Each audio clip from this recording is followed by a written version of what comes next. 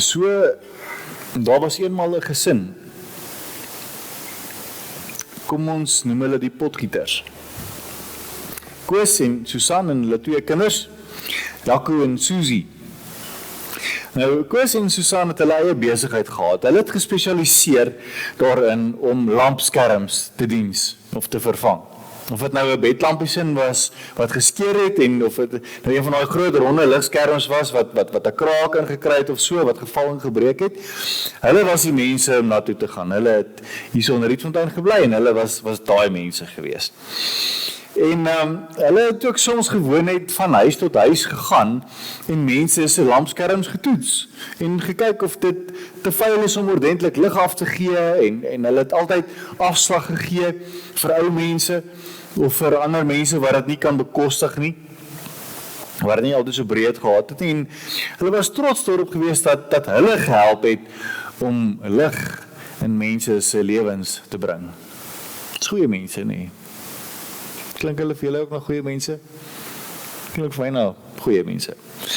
Nou, Jaco was al op hoërskool gewees, hy was graad 10 en Susie was so graad 6 se kant. Hulle was albei redelike uitblinkers in die skool gewees. Jaco bietjie meer in die akademiese kant van sake en Susie bietjie meer in die sportiewe kant. Nou, Jaco was nie heeltemal so handvaardig soos sy pa nie, maar hy kon van vroegs af baie goed redeneer.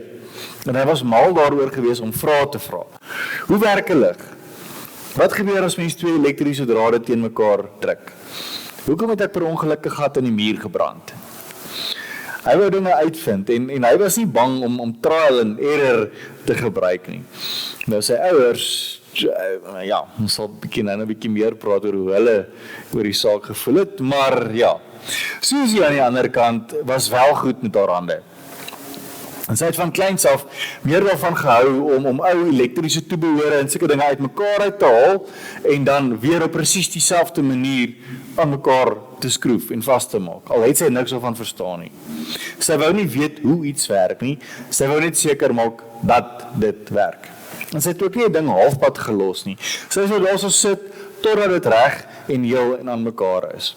Terwyl haar boetie veel meer sou oplees oor teorieë en wat is die regte manier en hoe moet dit nou eintlik gebeur en hy sou in al wat 'n rabbit hole en is afverdwyn. Jy weet ons hoe gaan dit, né? Jy Google hoe om 'n prop aan te sit. Jy het al gegoogel hoe om 'n prop aan te sit.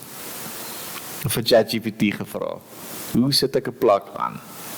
En dan gaan die een vraag lei tot die volgende en voor jy weer sien, is jy besig om op te lees oor hoe werk elektriese skokterapie in die donker middeleeue met suurlemoene.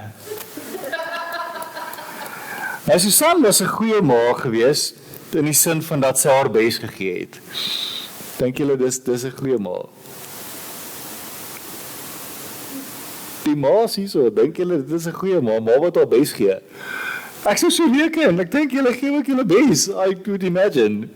So, ja, ek dink sy probeer regtig hard, maar dit was nie altyd maklik nie. Sy en Koos was universiteitsliefdes, en aanvanklik het sy go-getter attitude, druk deur houding, haar vreeslik beïndruk, dis tog baie manhaftig, nee. Maar later het sy bietjie die ontvangkant daarvan beleef en dit het vir haar nogal staf geraak om die hele tyd met Koos se gedrewenheid by te bly. Die man het in 'n baie wilde pas geleef en sy wat Susan was, het dit soms veel meer geniet om dinge bietjie rustiger, bietjie meer speels amper te kon vat. Dit was vir haar lekker. Nou, sy was 'n argitek van beroep, sy het argitektuur geswat en sy het daarvan gehou om nuwe geboue of kamers te ontwerp en kamers rond te skuif en of enige ander dingetjie ook. Maar toe die kinders kom, het sy besluit om eerder haar gesin haar projek te maak. Dit sou sy ontwerp. En eerder dit as haar professionele argitektuurloopbaan. Maar dan ook nou saam met Koos in die besigheid. Nou Koos self was 'n elektriese ingenieur gewees, maar hy het ook baie van verkope gehou, hy was 'n salesman. En hy het gevoel hy kan beter doen of 'n groter verskil maak in mense se lewens as hy direk op hierdie ligte bedryf sou fokus, as wat hy nou net 'n elektriese ingenieur sou wees. Is commendable vir ingenieurs. Nou, Koos en Susan het ook 2 werkers gehad, John en Rose, wat vir hulle in die winkel en ook in die huis gehelp het. En John en Rose het ook in 'n kleiner huisie op dieselfde erf gebly. Hulle was goed behandel en goed betaal, maar Koos het altyd 'n fyn oog op hulle gehou. Hy was ook maar 'n tipiese Afrikaner man wat dit dan betref. Ons weet ons hoe gaan dit. John en Rose was al 'n bietjie aan die ouer kant gewees en hulle eie kind, hulle het net een seun gehad, die was al groot en uit die huis uit toe hulle vir Koos en Susan begin werk het en die het in Katoo gebly, daar op die ystererts myne gewerk en dinge. So hy was fyn, hy was okay, maar hy was ver en hy kon nie sy ouers gereeld besoek nie. So die Potgieters was 'n baie standaard Afrikaanse gesin wat ons almal waarskynlik sou ken. Gewone mense wat gewone dinge doen en nog probeer om 'n positiewe verskil in die samelewing ook tussen alles deur te probeer maak. Maar die Potgieters het nie in hulle eie huis gebly nie. Toe Koos voltyds in die lampskermbedryf nou ingegaan het, was daar 'n weldoener wat vir hom al sy start-up kapitaal gegee het. Sonder terugbetaling, rentevry, heeltemal pasala, hier is vir die geld, begin die besigheid. Die weldoener se enigste vereiste was dat die Potgieters sy huis vir hom moes oppas. Hulle moes in sy huis gaan bly en hulle moes na die plek kyk. Hulle moes daar woon, want hy wou gaan vir 'n onbepaalde tyd in die buiteland woon. Hulle kon met die huis maak net wat hulle wil en die erf, hulle kon dit verf, hulle kon dit bou, hulle kon te kere gaan. Hulle moet net die plek vir hom oppas terwyl hy weg was en hulle moes dit hanteer asof dit hulle eie is. Die weldoener wou nie hê dat die plek moes leeg staan nie, sodat hy daar kan wees wanneer hy terugkom. Nou of het voor sy vertrek, het hy vir Koos die volgende gesê: ek wil net hê julle moet 'n gelukkige gesin wees. Of dit nou moeilik of maklik gaan, hanteer mekaar soos wat 'n gelukkige gesin sou. Hoor mooi. Of dit nou moeilik of maklik gaan, hanteer mekaar soos wat 'n gelukkige gesin sou. Nou Susan was nie by gewees toe Koos hierdie brokkie instruksie gekry het nie. En Koos, oorywerig en voortvarend soos altyd, het vergeet om dit vir haar te sê. Hy wou net te graag en te vinnig in hierdie plek intrek en dit hulle eie maak en aangaan met dinge. En iewers langs die pad het hy hierdie besondere brokkie instruksie vergeet.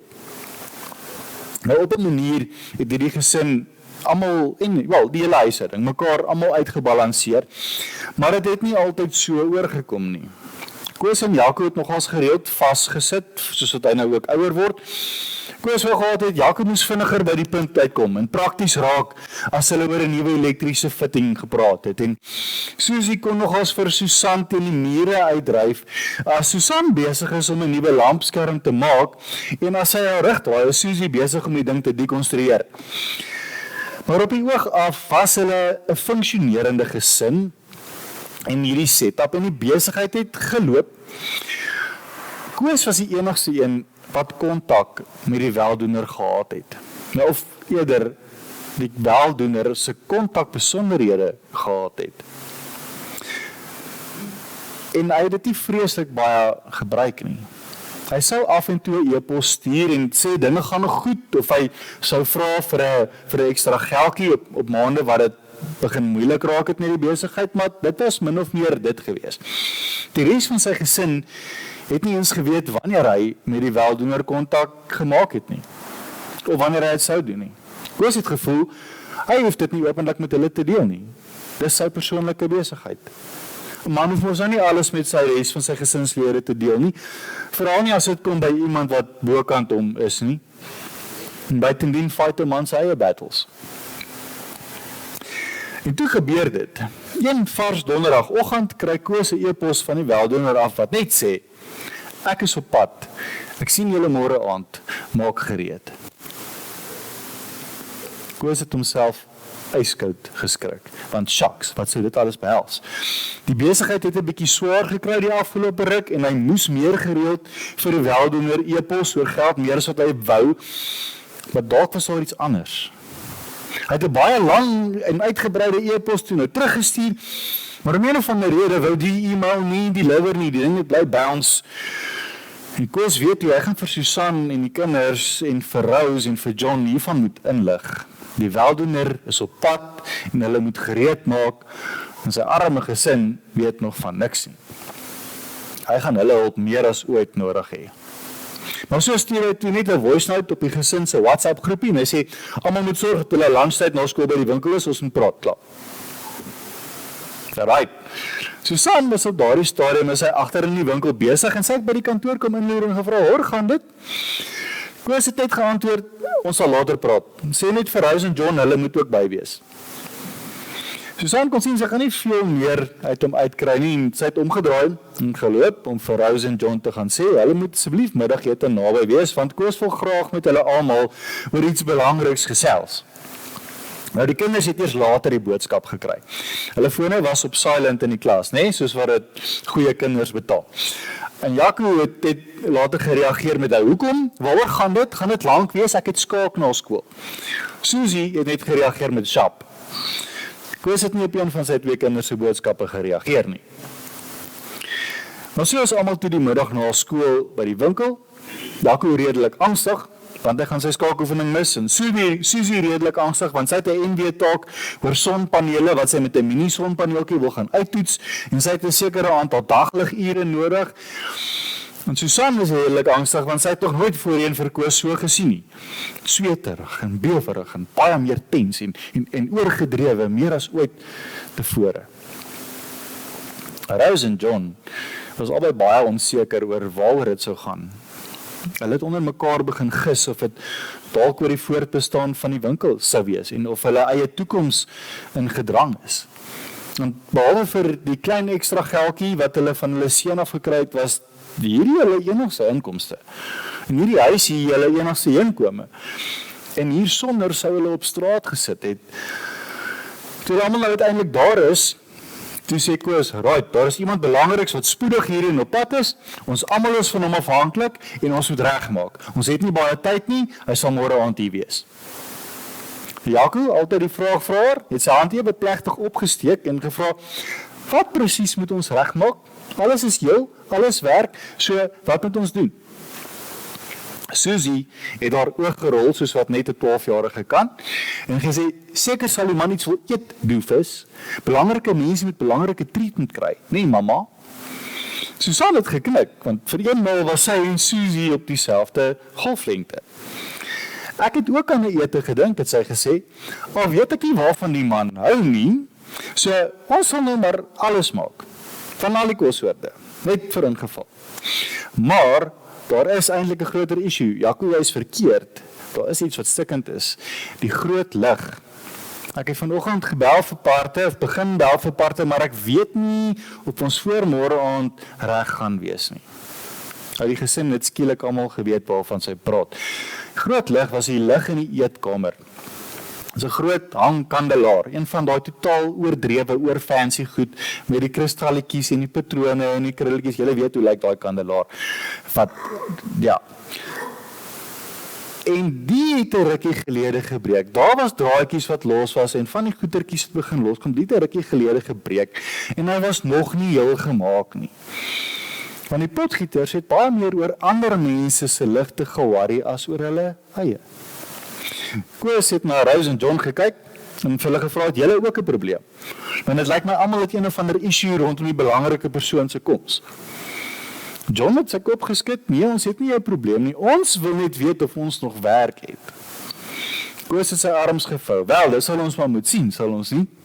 As almal net so staan en mou en ginnegaap en probleme uitwys, gaan ons nooit betyds reg wees vir die belangrike persoon nie, en wie kan raai wat dan alles met ons gaan gebeur?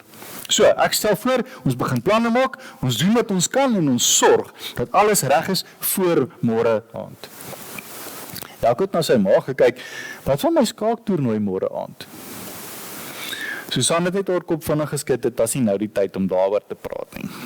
Sy het vir John en Rose en Jaco en Susie beduie om uit te gaan.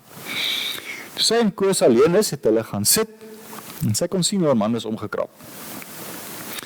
Sy hand so gevat en gesê, liefie, ek sien jy is omgesikkel, maar jy maak dit nie vir ons makliker om jou te ondersteun nie. Glo my, ons almal wil jou help, maar jou houding maak dit baie moeilik.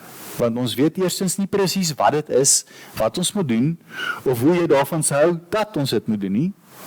En wie is die belangrike persoon ooit, en hoekom is jy so tens oor sy koms?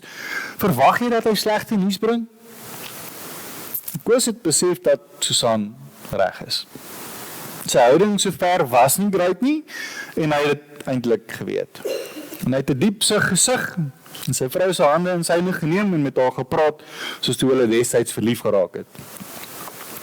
Dis ons weldoener wat op pad is, het hy begin. En ek weet eintlik glad nie wat hy wil hê nie. En dit maak my ongelooflik senuweeagtig. Maar dis mos dan eintlik iets om oor opgewonde te wees. Dan nie, net Susan gevra. En ek dog dan julle het kontak gehou. Jy ken hom mos tog al lank. Of hoe? Koos het skaam geraak. Ek kon eintlik baie meer met hom gekommunikeer het, maar ek het nie. Ek het net af en toe ge-email as ons geld nodig gehad het, of as ek hom van 'n krisis by die winkel wou inlig, maar ek het hom eintlik lanklaas net gebel of gemessage. So al ken ek hom van lank af, ken ek hom eintlik nie baie goed nie. Ek weet nie hoe hy is, one-on-one nie. Susan het liggies vir ons, kan ons nie bel en hoor wat hy wil hê as hy kom nie. As jy sy nommer het, dan kan ons hom tog saam kontak. Koos het sy kop geskit. Ek probeer nog die hele tyd om hom in die hande te kry, maar sy foon gaan voicemail toe en sy e-mails bounce terug. Hy is seker in die vliegtuig of iewers ter waar hy nie sy net nie. Ons gaan maar moet werk met wat ons het. Tussentyd, terwyl Koos en Susan besig was om te praat, het John en Rose met Jaco en Susie in die woonhuis ingegaan. En hierdie groot kandelaar is baie swaar en hulle sou al 4 nodig gewees het om die ligte nou af te haal. So Jaco en John het nou die leer daarso en hulle sou op die leer moes klim en Susie en Rose in die leer vashou hieronder en dan die lig by hulle aanvat. Ek wonder wat is die beste manier om 'n lig soos hierdie te herbedra dat dit lyk asof hy oral verskyn, het Jaco gesê. Ek gaan hom uitmekaar uithaal en die stukkende stukkies net weggooi, was Susie se oplossing. Jaco het sy kop geskit terwyl hy en John op die leer geklim het. Dis nie 'n goeie idee nie, het hy gesê. Wat weet jy tog van ligte aan mekaar sit? Hierdie is nie 'n stuk in 'n ou radio nie. As hierdie ding nie teen môre aand reg is nie, is ons almal in die moeilikheid. Jy het vir pa gehoor. Maar ek is slimmer as jy, so los my net uit, het Susie gesê en vir Jaco tong uitgesteek. Jaco het 'n gesig teruggetrek en hy en John het hierdie groot kandelaar afgehaak. Vat nou mooi, het hy gesê. Susie het hom 'n kyk gegee en haar hande uitgesteek om saam met Rose nou hierdie lig aan te vat, maar haar hand het gegly en die volgende oomblik val hierdie hele groot kandelaar en al die dele spat aan skerwe. Die drade was nog nie ontkoppel nie. En die hele gedoente het uit die plafon uit losgedruk, sodat die stukkende dele van die plafon soos geskeurde papier afhang het. Julle weet hoe lyk dit as 'n lig so uit 'n dak uit lostrek. Kyk wat het jy gedoen, Jaco geskree. Tipies. Susie het vervaard na al die deeltjies gekyk en gesien sy gaan dit hierdie keer, gaan sy nie hierdie goed kan plak nie, of kan fix nie, sy het huilend begin skree en na haar kamer toe gehardloop en die deur toegeslaan. Jaco het die leer omgestamp en self uitgestorm na sy eie kamer toe. En Rose en John het net daar gebly. Koos en Susan kom toe by die agterdeur in en hoor hierdie lawaai en kry vir Rose en John daar. En dit het Koos gevra. Nog voordat Rose of John kon antwoord, het hy sy kop geskit. Ag nee John, ag nee Rose, julle weet hoe belangrik hierdie vir ons almal is. En nou is hierdie hele ding daarmee heen. Maak skoon. Rose en John het net na mekaar gekyk en begin skoonmaak. Susan het aan haar man se arm gevat en hom gesê om te kalmeer en sy is daar uit. Nou maar ek het so geskree, het Koos vir Rose en John gesê, julle weet net ek hou nie daarvan as goeters breek nie. Rose het nog ietsie gesê het, maar John het besluit sy moet stil, of bedui is, hy moet stil bly. Susan kom toe terug van die stoorkamer af, met 'n baie klein, maar 'n werkende lig. Dankie my skat, het Koos gebrom. Ons sal môre hierdie gemors fix. Dit was maar 'n stil aand in die potgieterhuishouding, en almal op hulle senuwees, almal tens.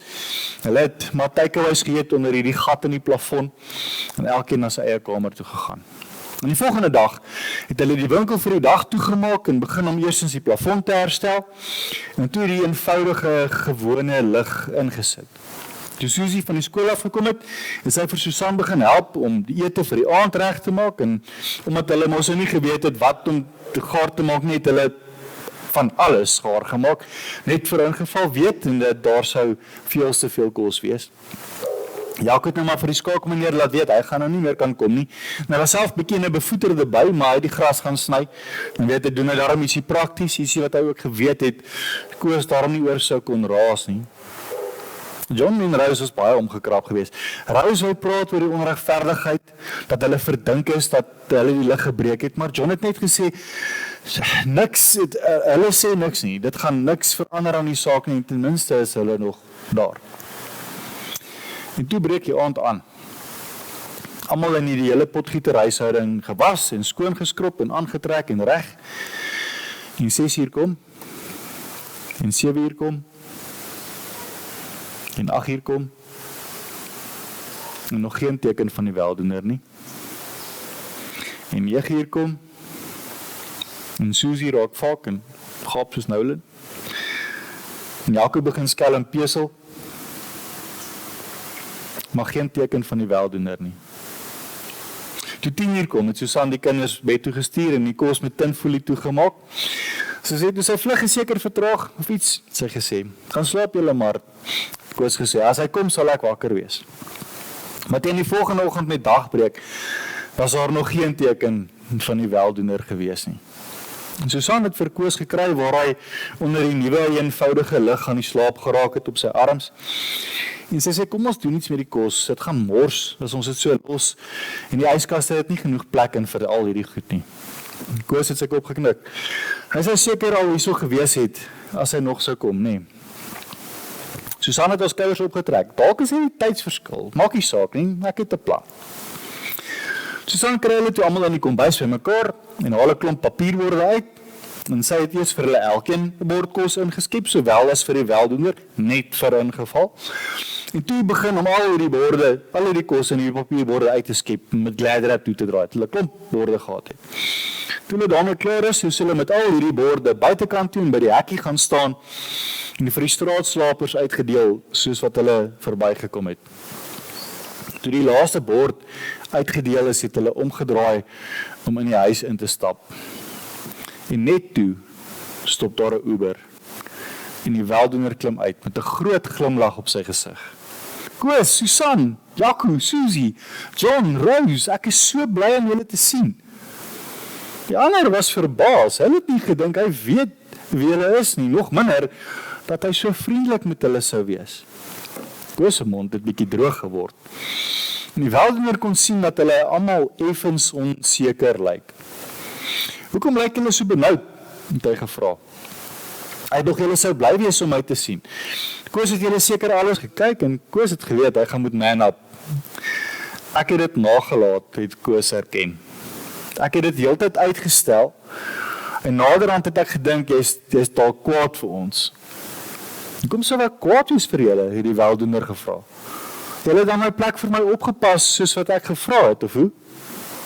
Dis Jaco se skuld dat die lig gebreek het, jy het by Susie se mond uitgeglip. Jaco se mond het oopgeval. Susie het hom laat val, het hy teruggekap.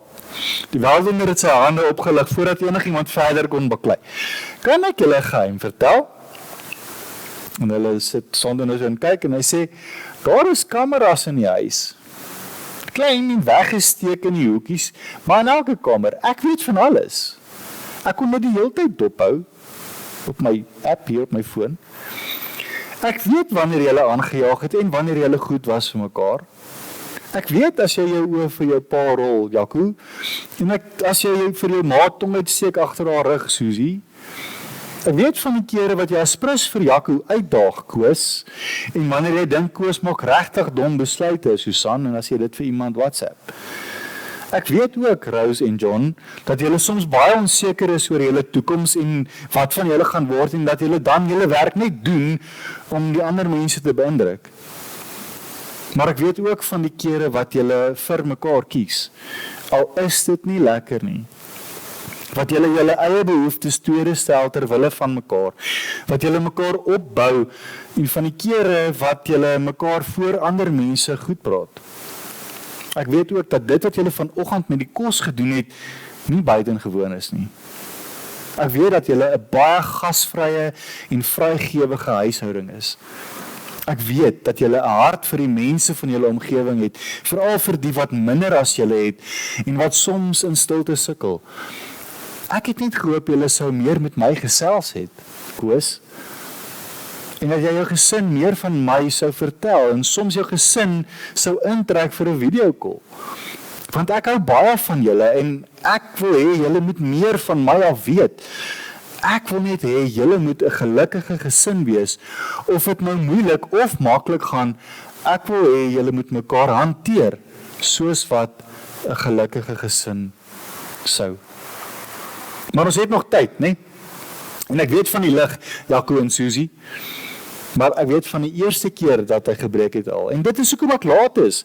Dit het lank gevat om die nuwe, beter een wat ek saamgebring het by douane te kleer. Jaco, kom help my gou, dan laai ons om uit die Uber se boot uit. Die ou wil ry. Wil jou uitnooi, gaan lees Kolossense 3 vers 18 tot 4 vers 6 self by die huis. En gaan kyk hoe dit in die Potgieter se storie en dalk ook in joune en in jou gesinsinne inpas. Ek weet ons almal se gesin setups lyk nie so nie. Almal se setups lyk anders. Maar iewers is daar iets wat ons vir mekaar kan sê en wat ons by mekaar kan uitbring. Amen.